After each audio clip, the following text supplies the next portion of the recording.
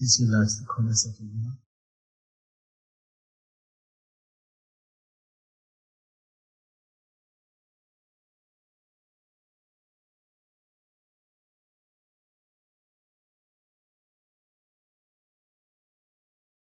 Pull in your tummy a little bit and keep it there.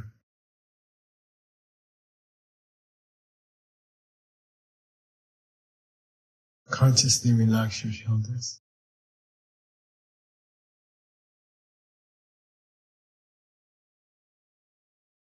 Relax your fingers.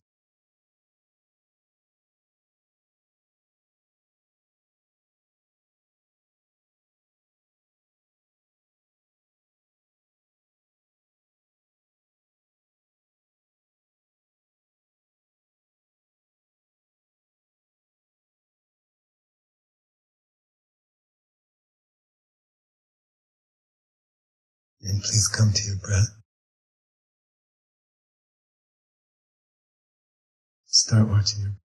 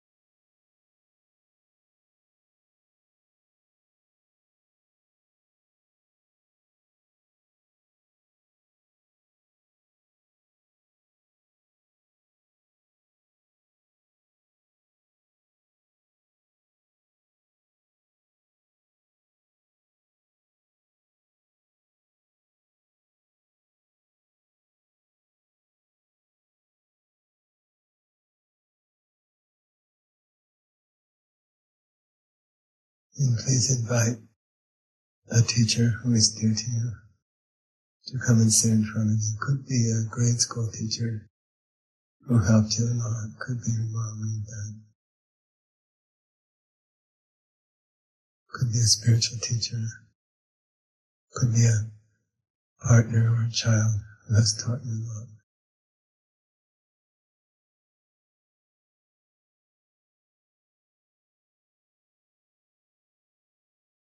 Someone that you admire in some way.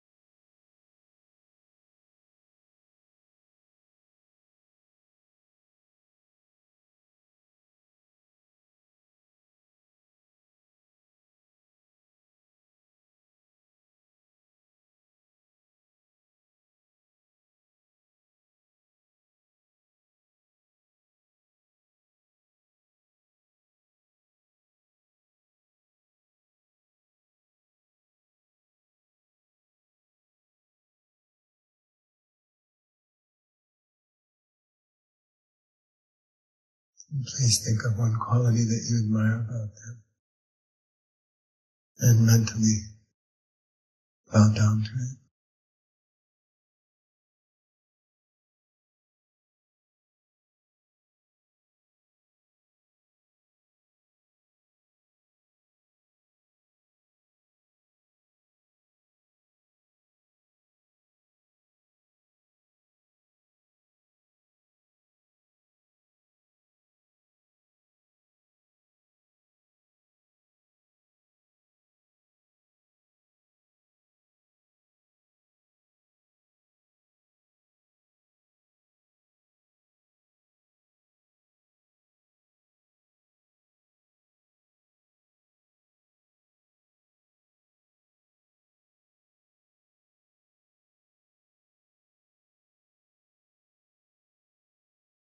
And think of something you'd like to confess to them, some negative thing you did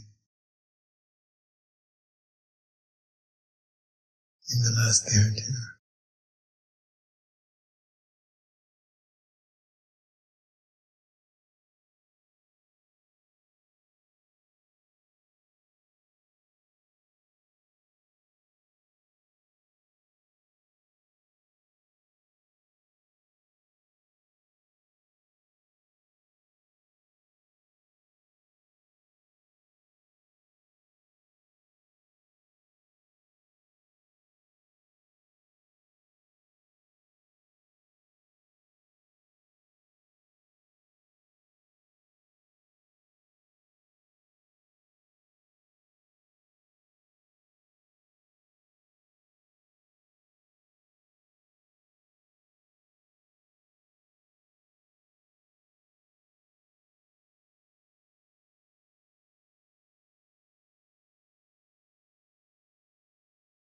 You make them an offering of something good you've done in the last day or two.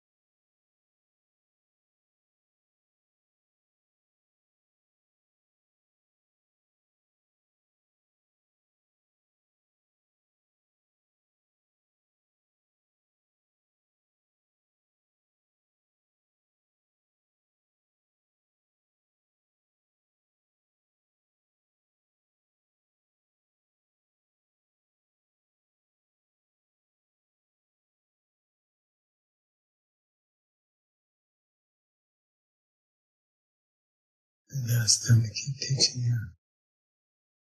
If they're already gone from your life, then ask that you can remember what they taught you, that the blessing of that continues in your life.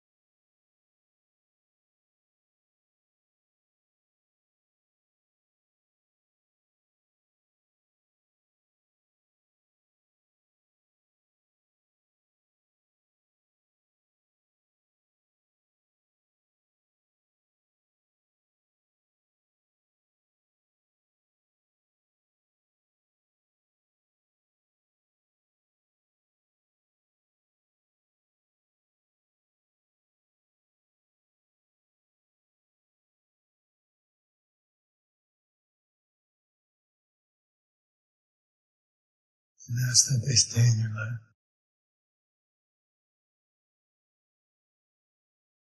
All your teachers stay in your life. Teachers who teach you nice things and teachers who challenge you. Your patience.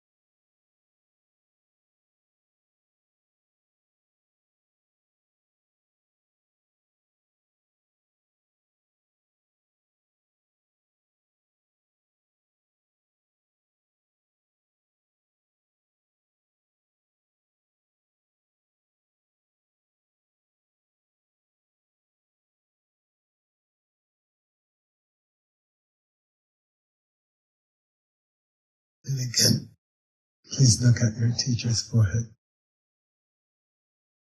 lower part of the forehead. See a soft white light there, which represents how they act towards other people, the things they do for other people. And just gaze on that soft white light sunken into their head, forehead, like a diamond.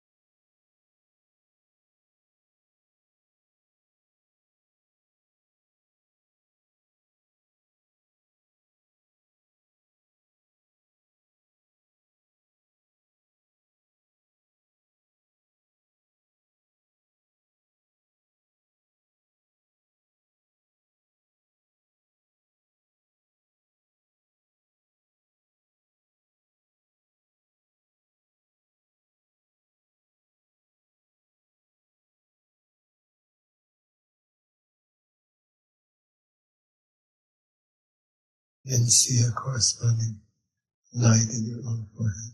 Feel it deep inside your forehead, about an inch.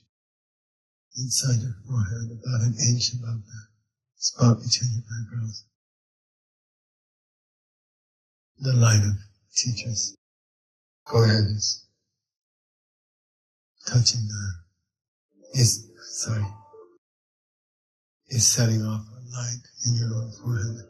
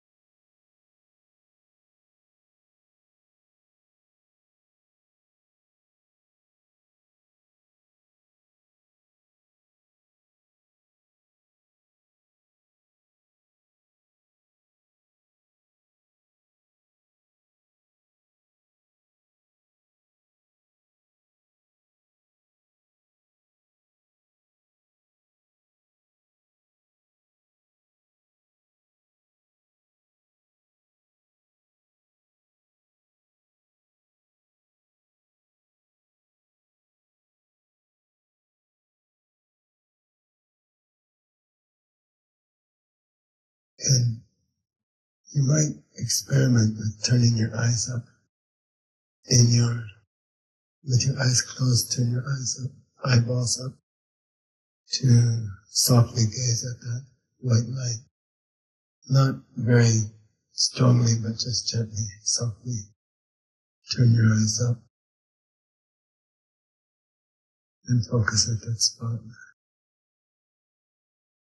Don't hurt your eyes.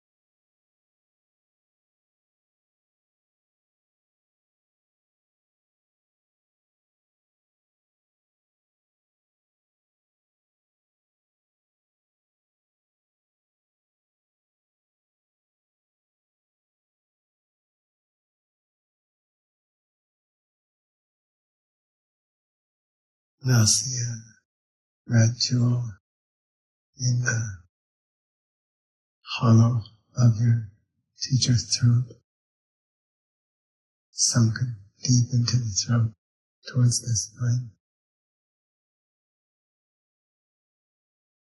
And it's giving off a deep red light, beautiful, soft, deep red light, sparkling, glinting.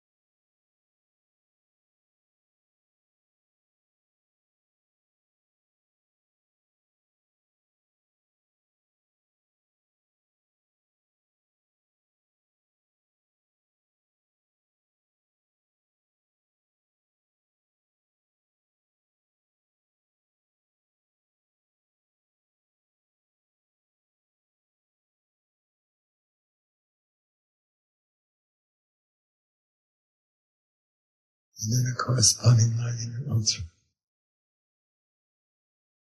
deeper. And that's coming from the teacher's line. And it will bless you to speak with kindness, truth,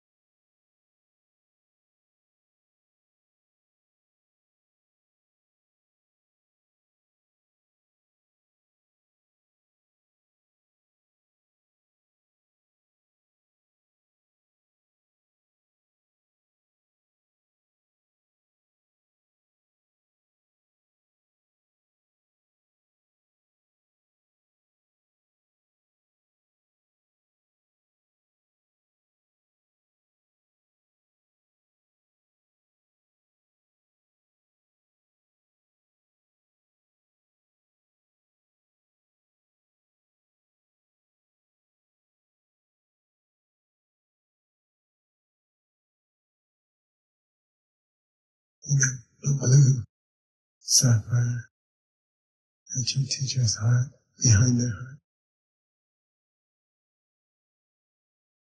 Deep blue color.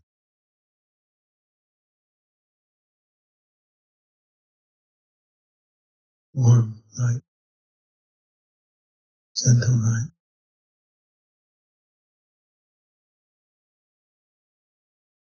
This is their thought. Calm, peaceful, clear, kind.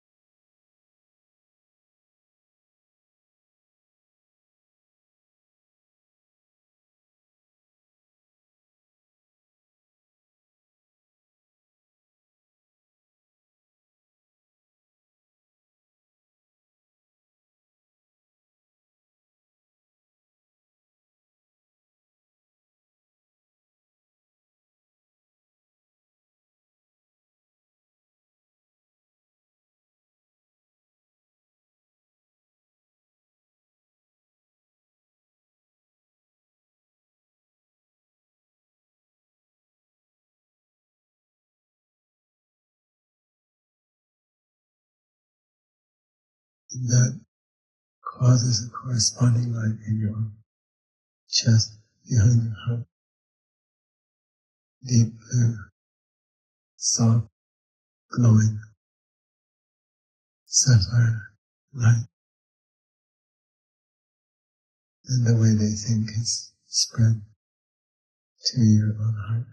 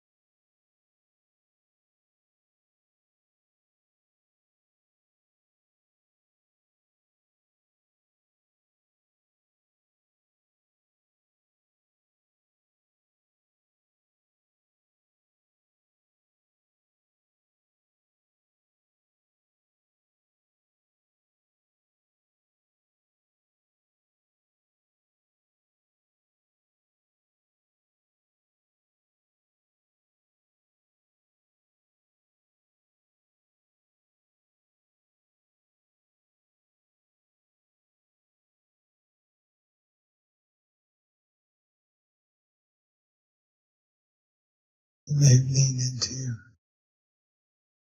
as though two beings of light are merging. And the jewels touch. Diamond touches the diamond light. The ruby touches the ruby light. Sapphire touches the sapphire light. And they are merging into you.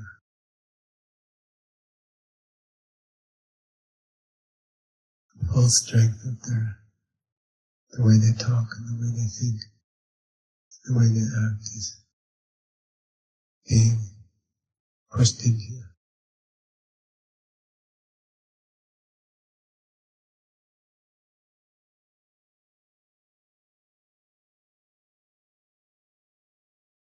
and their body turns around and sits like yours, just under your skin. If you could peel away the skin, you would find the teacher. The jewels have melded together.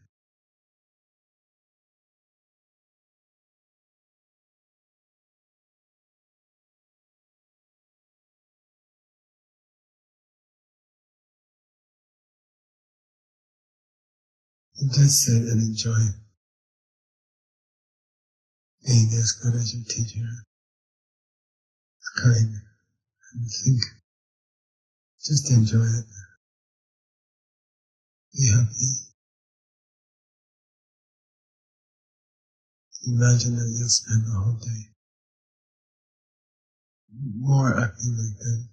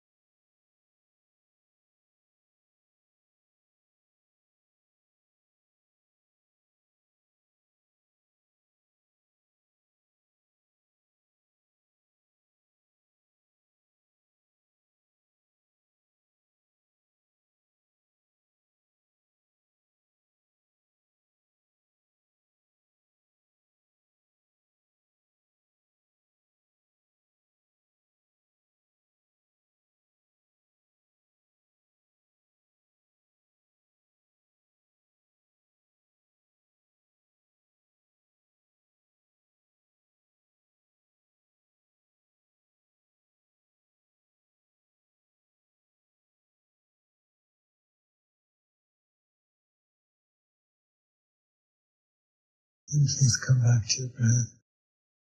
Don't lose your focus.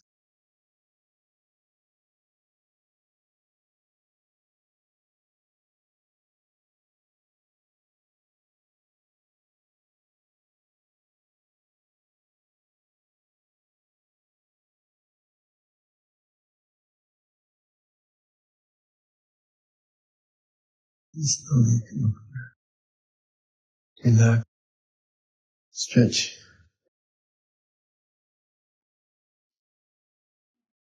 Question. Comments. Yes. I know that like good meditation helps you found an ethical way of life. Yeah. So what's the current correlation for gross dullness? Gross dullness? What do you think? Could you repeat the question? So generally they say that the karmic cause of silence in your mind, the quiet in your mind when you meditate is clear quiet in your mind. Clear, engaged quiet in your mind is to lead an ethical life, to keep the 10 virtues, right? Jetsun said that. So Katie's question is, what's the corresponding seed for just being really sleepy or dull in your mind? She said gross dullness, not subtle dullness. Any idea? Not pay enough attention to other people's needs? Yeah, not pay enough attention to other people's needs. Is there a way to make other people dull? Exhausting them. Huh? It's being exhausting to other people. Yeah. Like, what's an example? We were just talking about digging at someone's mind, like talking to them and not giving them space, Okay. like continuing to ask questions or make demands. That's one. Or giving them alcohol or drugs would be another one. Or taking them. Yeah. Yeah. is there, I would say also being dull to people. Like making their lives dull. And, I always think that if Scott's really good at, like he goes to a store or something, he'll engage the staff or he'll talk to them and try to joke around with them or make their life a little more interesting. People have dull jobs, like standing all day, checking people out of the store and things like that. So at least maybe you could try to make their life a little happier. Like, I think playing music is a good way to make people's lives a little more interesting. One point in the karma of love, you said that in the karma of love book, I think you said that if you spend a lot of time on doing activities, like too much internet, and so it seems like it takes you into agitation, but actually it makes your mind look dull. Oh, yeah.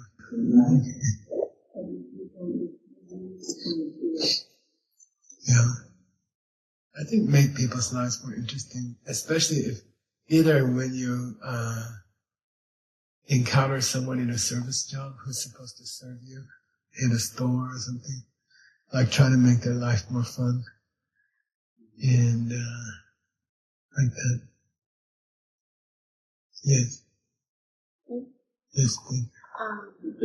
Sorry, I'm not wearing my glasses, so... Yeah, I noticed. Yeah. So my question is... They're on your head. I'm trying to see without them, and I'm curious, what is the correlation for their eyesight? Yeah.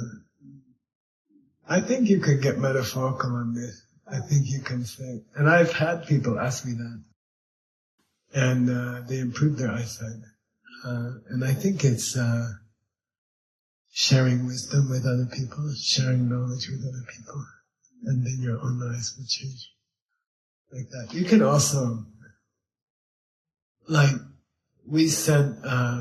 we worked with the Lions Club, and we sent boxes of eyeglasses to refugees. And we sent a couple of big shipments of eyeglasses to Sarah. And it was cute because, these huge boxes with the Lions Club, they helped us collect them in different cities in the U.S. And then they got huge boxes of glasses, and then monks were just trying them on. And I thought, how crude, like, something's wrong with that. And then I thought, but that's what the doctor does. Mm-hmm. He just puts things there until you see clearly. It's really the same thing. So send a couple hundred of random pairs of glasses and let the refugees try them on until they find one that works, It's the same thing. Then they found out that if you put one over the other, it works better. So they would tie two pairs of glasses on their head. These lamas would be tying 2 pairs of glasses on their head. And, it's not very attractive, especially if they're ladies' glasses. And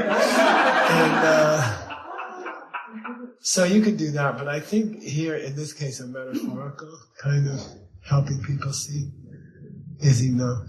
And your eyes will stay good. My eyes are still good. I think they're getting worse, but I'm ancient. And so I think if you dedicate, always you have to dedicate the karma to your eyes, and then think you're going to do something good with it, like a Sanskrit project or something. I think that's a big part too. Part is the cause, that you are hoping to help other people see. But part is how you dedicate the karma, or how you take care of the seed after you plant the seed. And that's coffee meditation. So I keep going back to coffee meditation or calm, mama chicken on the egg. But I think it's equal weight. You have to do good deeds, but you also have to appreciate yourself. And if you don't appreciate yourself enough, the good deeds don't grow. They sort of just vegetate. I planted I don't like garlics and onions, but I was Somebody told me to plant them, so I planted them. Do you know how you plant an onion? It's interesting. A garlic. You just bury one. It's not very sophisticated. And the ones I have, they took 2 years to come up. You know, like they'll come up a little bit, but not much. And then they come up, and the onion flower is like a dandelion. It looks like a dandelion, and each little filament is another onion, and it's kind of beautiful. One stem and it looks like a dandelion, or one of those yellow ones from a bulb. Dandelion, right? Yellow. Anyway, you have to. So they'll sit there underground for a long time if you don't do anything. They need iron. And they need water, and they need sunlight. And if you don't feed them, I've experienced myself, a garlic will sit there for 2 years and nothing will happen. It won't grow. And it will just sit there. And same with an onion or something like that. And then if you water them correctly, don't overwater them, and put them in, make sure their sunlight gets to them, and put some iron there, and like that, then they will grow faster. So I think a lot of people, I like that you have a little project, a karmic project. It's like a karmic experiment. You want to see if it's going to work or not. So you say, I'm going to try to fix my eyesight with karma, you know. And then that's a very good thing to do. I think a lot of people don't do those experiments. Like they come to class and they listen, but then they don't try anything, you know. So you got to have some little, what do you call it? Bake a cake, you know. You have to try one of your own little karma experiments. And so I think eyesight is a good one. And then I think a lot of people don't get to the experiment. They just come to class, and they go to DCI tours and they teach other people how to get their dreams, but they don't think to do their own. So to think to use these things on your own dream is a step forward. And then it takes a little bit more effort to do something, right? Like to share, I don't know, save Sanskrit books, for example. To share wisdom with other people. But then the third step, which is even more rare, so there's like 4 steps, right? People who listen to the teachings but don't have a little experiment on themselves. And then people who listen and try something on themselves, you know. And then you have to take care of the seed. You have to, what do you call it? Sit on the egg. Or nothing happens. Nothing will happen. The seed can sit there for 1,000,000 years and not, it's like an onion or a garlic underground. It will just sit there for a couple of years. It won't grow.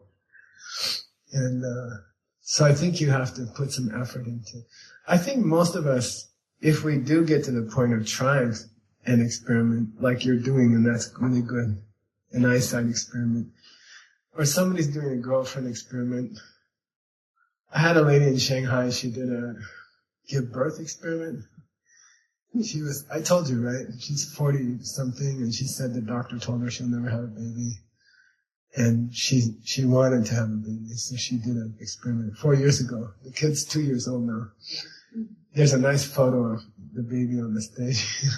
So people undertake experiments, and then they plant seeds. But then they don't do the last step, which is take care of the tartuk, right? Take care of the seed before you sleep. Appreciate yourself. It's equivalent to appreciating yourself. Okay, so think about that. I say like 80% of people fail on the last step. They don't appreciate what they're doing, and then so the seed just sits there. Cool. I think work on the last step. The other steps will come. Yes, madam. It's really tough. What happens if you choose a karmic partner for a certain project and they don't seem really excited about you helping them out to change. They're just like, oh, it's fine. Use the 4 steps on them, which means you show more gratitude to people who are helping you, then they'll change. You see, everything can be adjusted by fixing something in yourself. So they're not, get more excited about people who are helping you or trying to help you. Be more responsive and be more grateful, and then they will change. That person will change. I don't know how to get you to feel it, but it's a very exciting approach that you can have anything you want in your life. You can change anyone around you by making minor adjustments in yourself. And what I have trouble conveying, or what I feel like I haven't got people to appreciate, is that's a fun process. It's a very happy process because you're fixing something inside of yourself. So right away you're happier, and your life is better, and there's no tension, and there's no negotiation, and there's no discussion, and there's no pushing the other person. Like, all problems with other people can be solved without tension or talking to them at all, which is really nice. And you just, if your immediate reaction to a problem with someone is to investigate yourself to see if you're doing something similar, then your life just improves constantly. It's just happier every day. Every day something goes better. And there's no tension. You don't have to interact with this person you're having a problem with. You can change them without meeting them. And then you can meet them later after they're changed. Mm-hmm. But the process of changing yourself to change them is just really happy and pleasant and fun. If you get in the habit, most people avoid admitting their weaknesses, but if you get in the habit of treating them so that other people will change, if you get into the habit of digging out your own weaknesses or addictions or compulsive behavior, or then if it becomes, what do you call it? Instinctual, right? Reflexive. If it's automatic that when you have a problem with somebody, you look inside yourself for the same thing, then you're just on a constant upward track. And then a lot of us, we avoid our negative. We don't want to talk about our weaknesses, and we don't want to think about them. And then you can't change. And then nobody around you changes. So when you start getting into the habit of auto-correction, then it just starts this different way of life for you. You're more honest about your weaknesses. You're more sensitive to other people.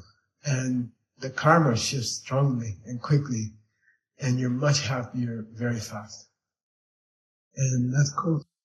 Anybody else? Yes, Mr. King.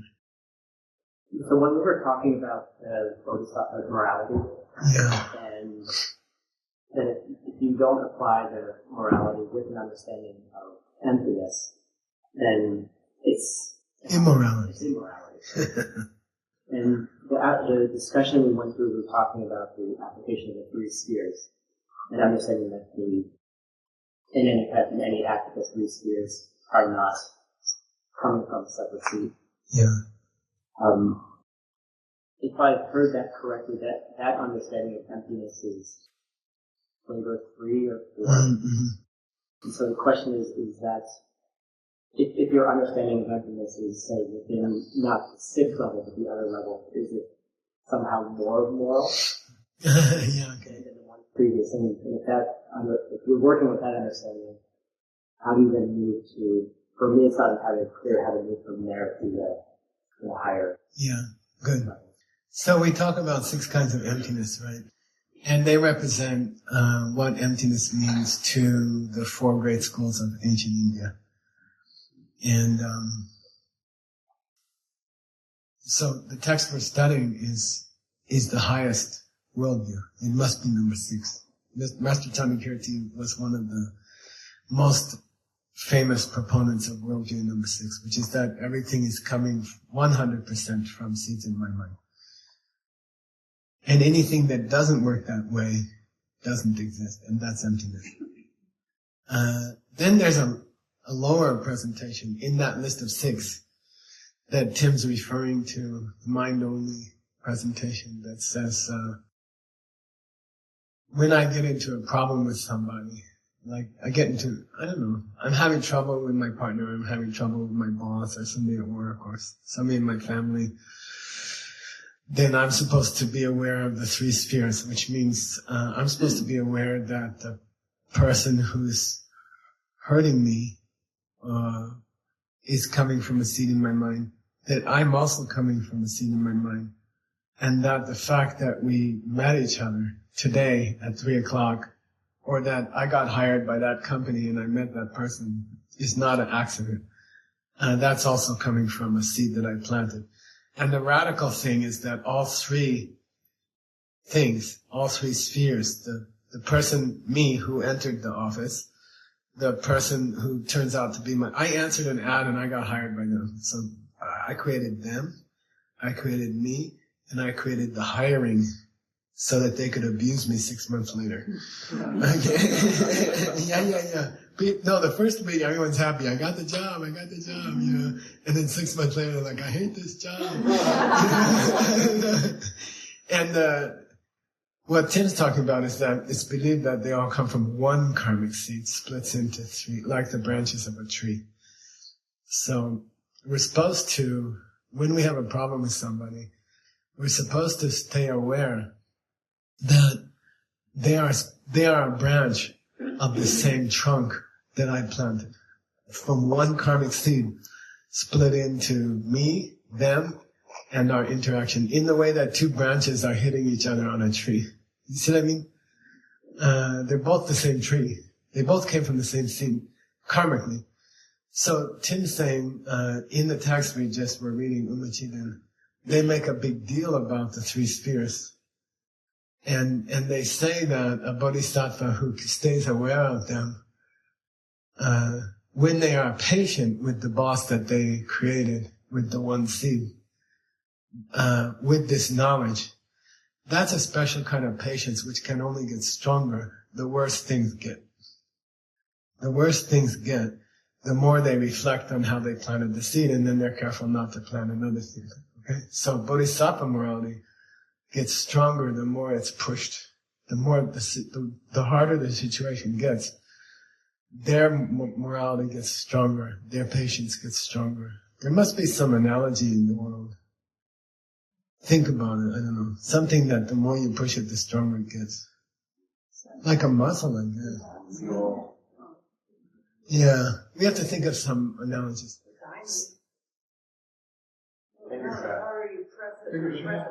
Yeah, that's true. That's true. The harder it gets. So his question is, if that's the case, and if that book that we've been studying is highest viewpoint, highest Madhyamika, then what's wrong with is it the 3rd, I think, of the 6 kinds of emptiness, which is describing that, and that's supposed to be a lower school, right? So why is that a lower school if it's coming up in the highest school's book as the reason why a bodhisattva's patience is unbreakable, right? Because they understand this thing about the tree.